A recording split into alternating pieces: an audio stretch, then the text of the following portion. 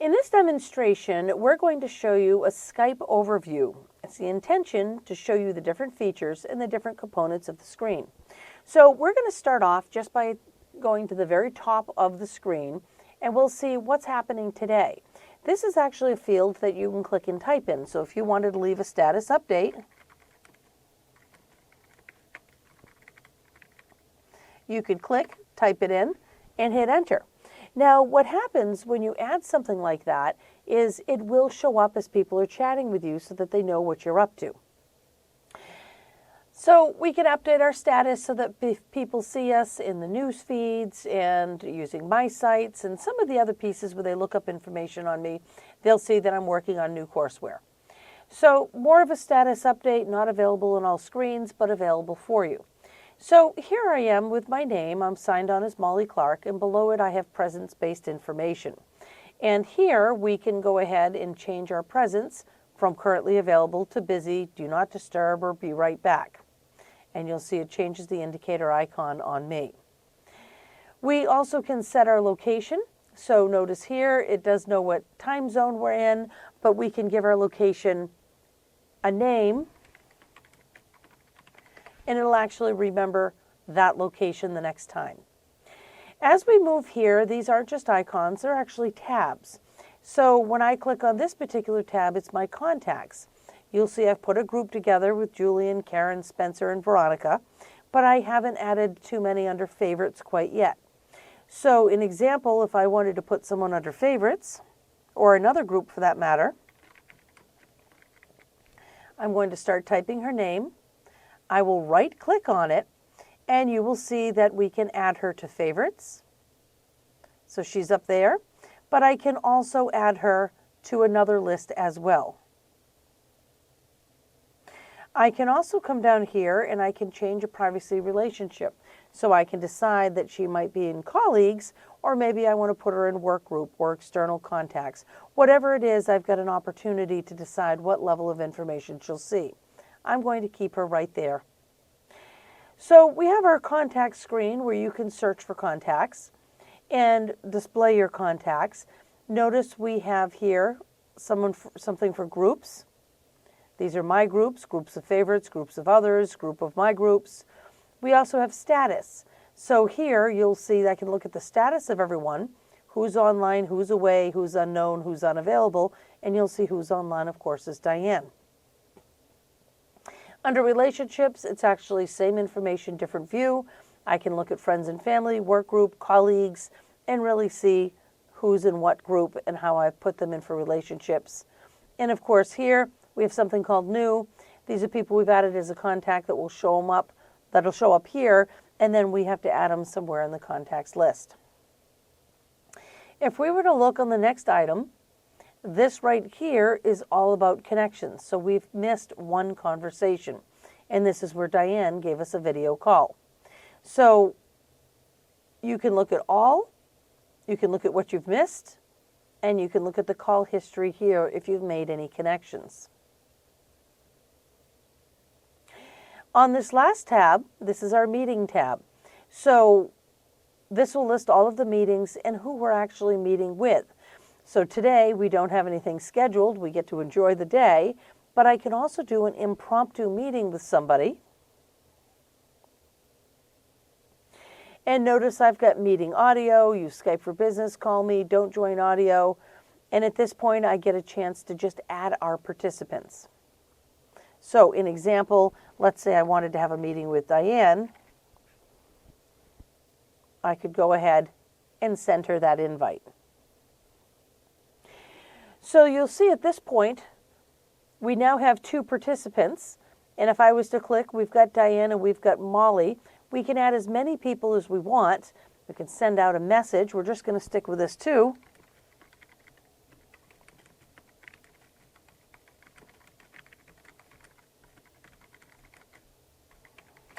And you'll see I can send out a chat, and it'll hit everyone who's actually in the meeting. And in this particular case, it's just going to that one person. And you'll see this person can certainly respond. So you'll see here, Diane Prescott is typing a message. When she hits enter, I get to see the message. So here, again, we've got our little meeting. We can add video, we can do an actual call for audio, and I can also present things on my screen if I so wish. We're not going to go there quite yet, but the point here is to show that within your Skype window, you can not only initiate an instant message with someone, but you can also start an automatic meeting. So here, notice we have our ellipsis, we can manage recordings, we can go into all these meeting pieces, or in this case, I'm just going to end the meeting.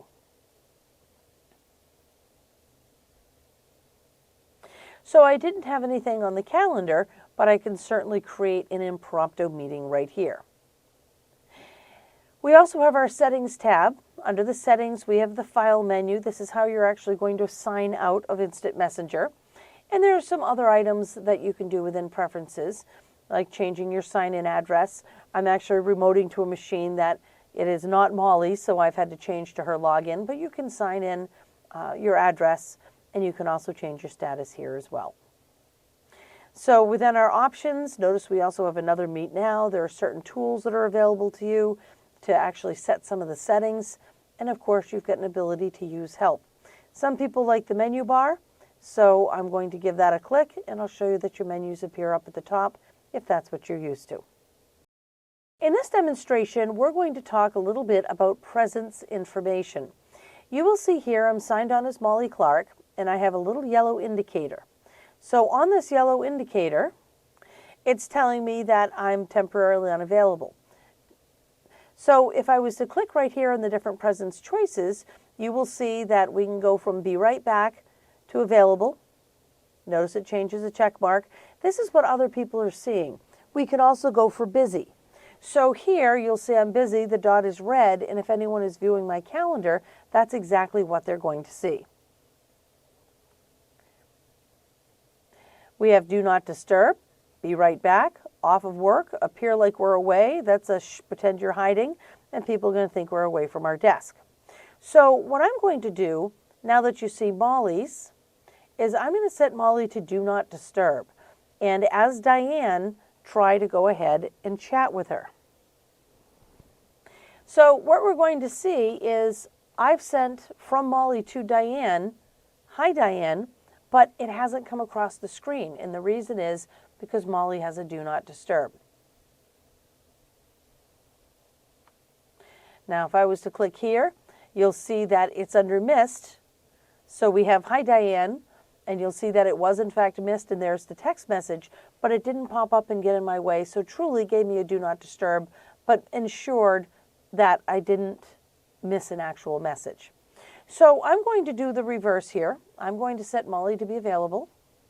And I'm going to the other screen where I'm signed on as Diane and put that as do not disturb because I'd like you to see both parts. So here, notice here, I've got Diane, do not disturb, offsite and team building meetings. That's that status that I was talking about where we have the status that we fill in. And what I'm going to do is to go ahead and send a message.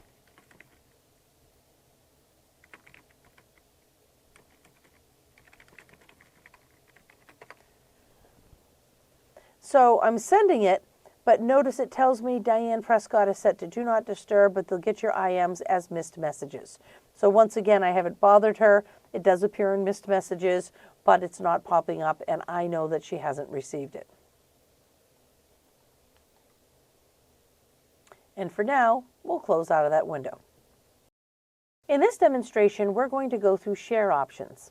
So I'm going to start by instant messaging Diane.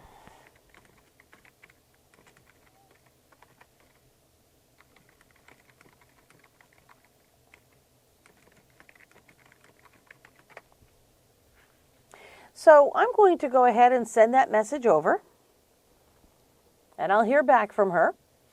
And let me go ahead and talk about the spreadsheet.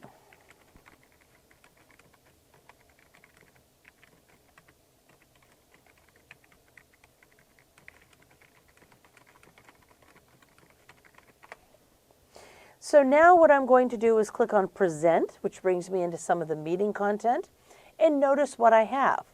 I can present my entire desktop, so they're going to see the same thing I am, or I can present programs or a specific PowerPoint file.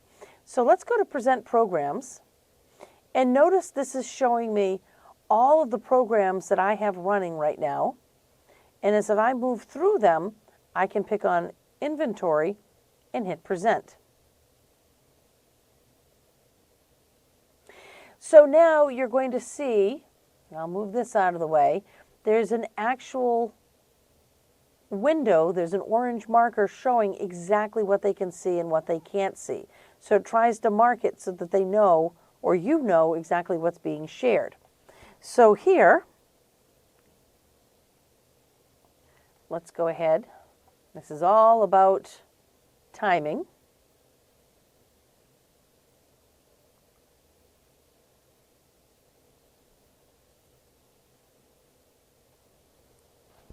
And I'm going to accept the meeting content. So you'll see if they're not around, it just times out. Now Molly's gone ahead and accepted it, and she's able to see exactly what's being shared over here. So as I click around, I can talk about what's going on. She's seeing everything that was within that orange box. But she doesn't have permission to move the mouse or to change anything. So it's nice to know that you can share the content and get that input. So you'll see here it is now presenting. That tab is always going to explain what's going on.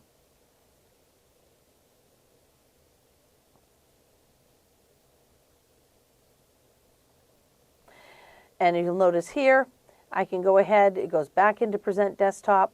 I could show the stage, I can change, I could really have a lot of flexibility in what they're going to see. So if Molly would like to actually control, in this particular case,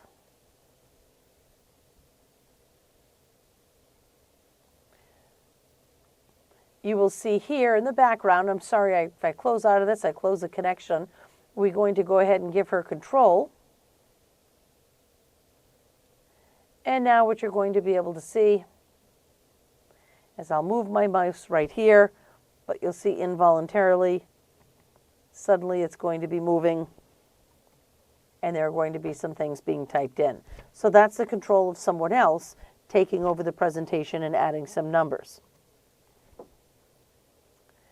So when you're doing your presentation, up here at the very top, you will see that we can give control, we can take back control, and we can also stop presenting altogether. Once we stop presenting, the stage gets hidden, and all they're reduced to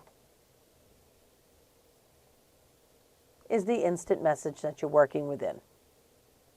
So now we're going to have Molly go ahead and share a desktop to Diane.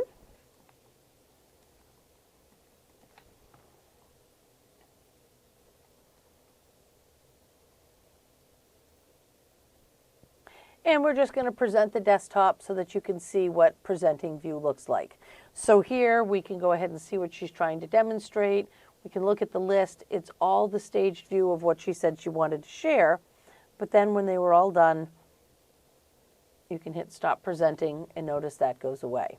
So we have a lot of different options here to stage meetings, whether scheduled or on the fly, and a lot of different sharing options so that we can start to share some content. So I am going to, one last time, just show you the sharing menu to show you that we've got the documents, the programs, the PowerPoint files. We can add attachments. We can do some shared notes. Even here, if we go under more, we have some other options like whiteboards, polls, and Q&A. So an example, if we were to do a whiteboard, it's another form of sharing, and we'll see here how talented I really am not, but I can certainly draw with my mouse in the whiteboard and get something done.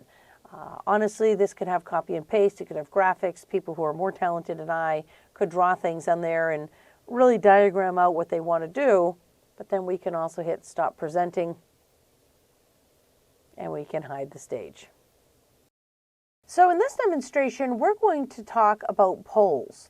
Now, it's not going to be as exciting because I only have one other person logged in for this particular demonstration, but we will get the point. So here,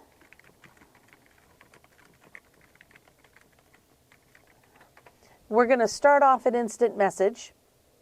we have an opportunity to share some information. So an example, when I click here and I go under More, you'll see something we have here is called Poll.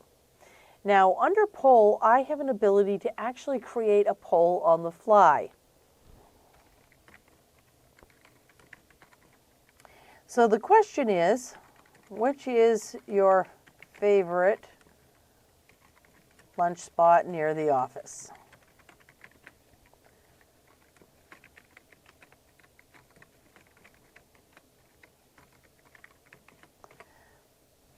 So I've just sent 3 different polls. So do you want to go to P.F. Chang's, Sue Chang's, or do we want to go to Burton's? And of course we have the I don't want to vote. Well, this has gone across to all the participants, and in this particular case, we're really just talking about Molly, but Molly's going to vote for P.F. Chang's. And notice immediately P.F. Chang's has gone to 100%. If she changes her mind and decides to go to Burton's, again, in real time, you'll see Burton's is now 100%.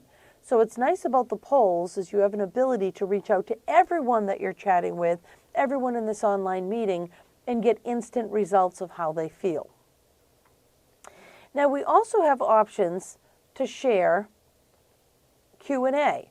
And Q&A is going to work very similar, where you can actually ask a question and you can allow people to answer it. But it's going to work very similar to polls, where it's going to throw this up on their screen and they all have a chance to participate.